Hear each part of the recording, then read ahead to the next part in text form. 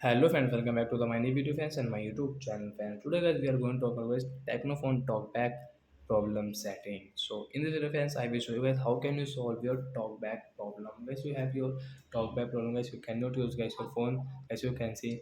So how can you solve guys this problem in your Technophone? In this video fans I am going to show you guys.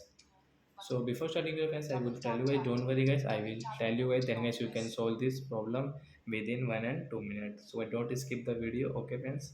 Now friend, time to start video friend. First of all guys, take out your two fingers and guys use your phone and guys you can see, you can and guys we can operate our phone, we can scroll it. So first of all guys, click on guys your phone setting with your one finger and guys double tap continue and guys you can see your phone setting, then guys scroll with your two fingers guys you can scroll and guys you can use your phone screen.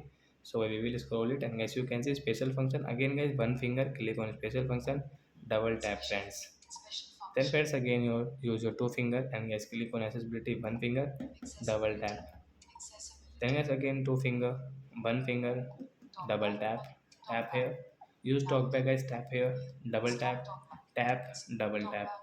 So as your talkback problem is solved in your Technophone guys, you can see guys, you can use your phone without any problem.